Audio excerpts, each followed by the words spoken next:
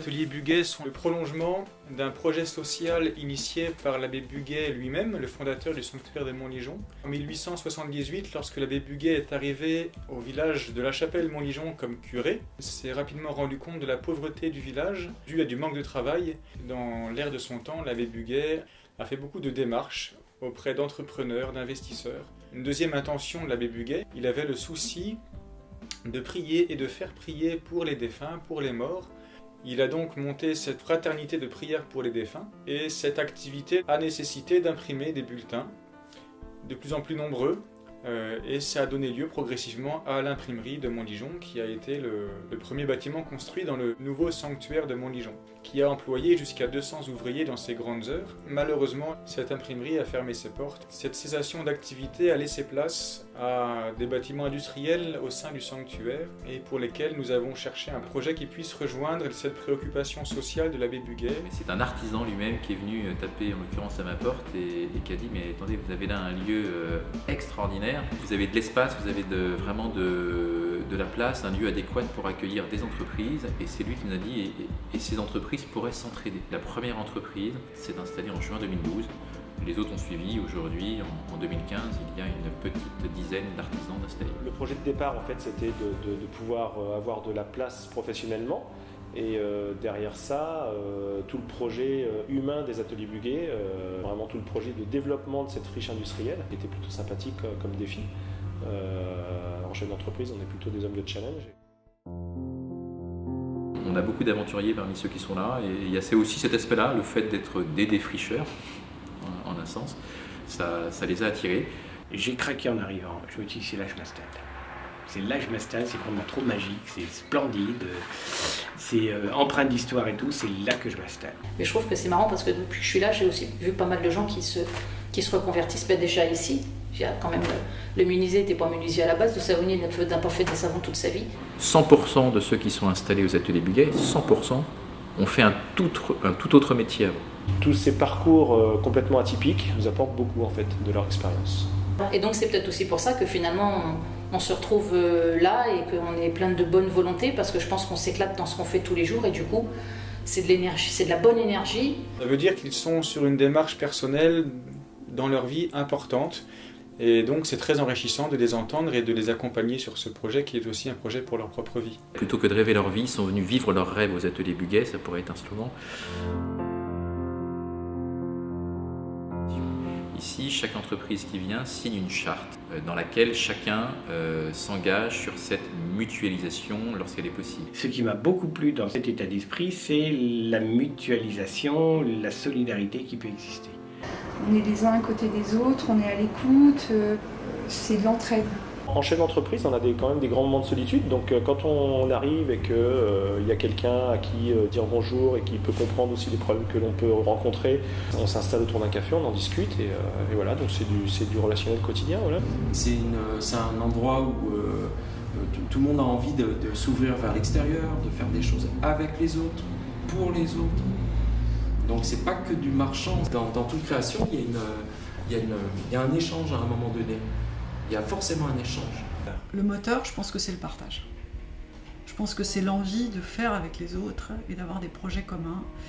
Alors c'est ça l'avantage des ateliers Buguet aussi, c'est une collaboration, un échange de compétences entre les différents métiers. On se présente nos clients réciproquement en fait quand on sent que ça peut être intéressant pour l'activité de l'autre.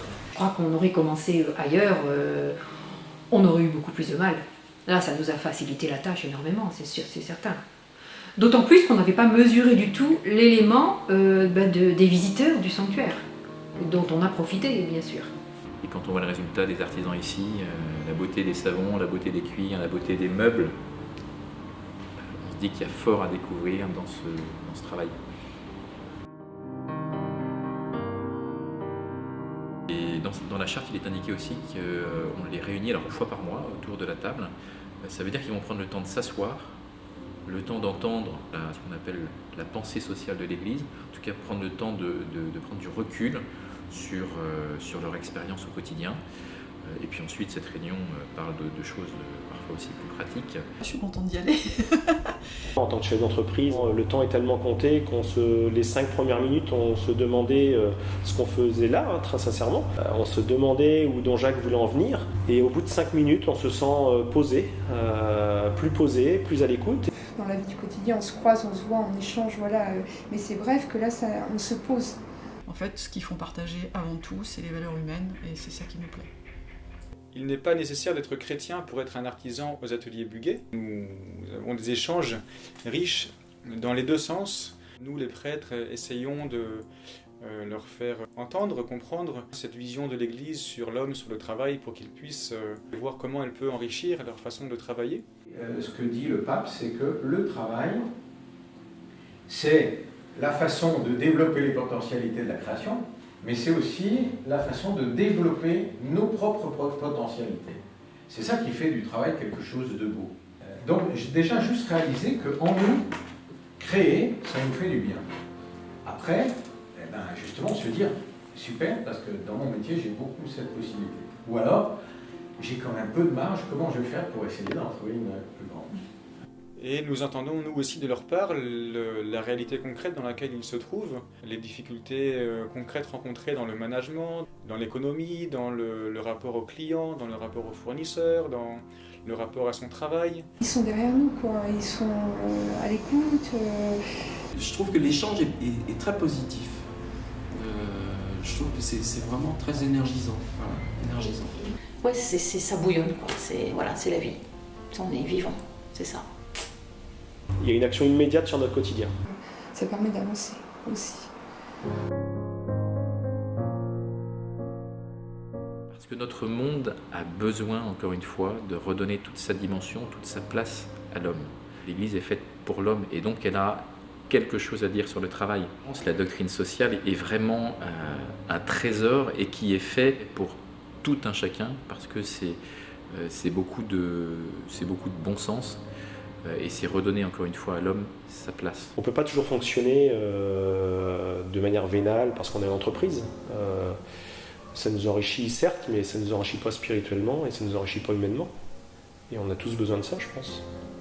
L'Église donne des grandes lignes, des grands principes, rappelle la dignité de l'homme, rappelle l'importance pour l'homme de vivre en société, rappelle l'importance de la collaboration. Si l'homme est fidèle à ce pourquoi il est fait, s'il ne se rend pas esclave de la finance, s'il ne se rend pas esclave de la machine, mais si au contraire il cherche à conserver la place qui lui est proposée par Dieu, alors les choses fonctionnent. J'ai dit que c'était innovant et en même temps il n'y a rien d'original. Enfin, redonner à l'homme sa place, c'est vrai qu'on parle souvent de ressources humaines, mais l'homme n'est pas une ressource dans le travail. Il est d'abord un acteur. Le capital est une ressource, le bois est une ressource, le métal va être une ressource. C'est un acteur, c'est l'homme qui va agir sur le travail. Ce meuble sur lequel je m'appuie, il serait resté tronc d'arbre si l'homme n'était pas intervenu et si plusieurs personnes n'étaient pas intervenues pour le transformer en une quasi-œuvre d'art. C'est remettre l'homme à sa place, le fait de s'épanouir aussi par son travail. Enfin, ce sont différentes valeurs qui sont véhiculées dans ce projet. On a chacun besoin d'un projet humain, de s'investir autrement que professionnellement. Et là, on le retrouve bien. Le relationnel avec le sanctuaire vraiment est très bon. Ils nous visitent, ils viennent nous voir, enfin, s'informent aussi si on va bien. Je trouve que c'est rare de nos jours, mais ça fait toujours plaisir, moi, je trouve. Et là, on retrouve des relations humaines, mais vraiment humaines. Là. Et ça c'est ce qui m'a aussi beaucoup séduit. Oui, il y a des très grands projets. J'espère que ça va voir le jour. Du coup, c'est extrêmement porteur de voir ce projet se fabriquer petit à petit, dans lequel on prend part. On a l'impression d'une création commune. L'un de ces projets communs qui est en train de se dessiner, c'est quand même la possibilité de faire visiter les ateliers Buguet. Par les visiteurs qu'on accueillera, par l'épanouissement des artisans, il faut que ce lieu soit un lieu où s'exprime, où s'expérimente aussi la joie du travail. On veut vraiment que ce soit un lieu pédagogique, finalement, ces ateliers Buguet.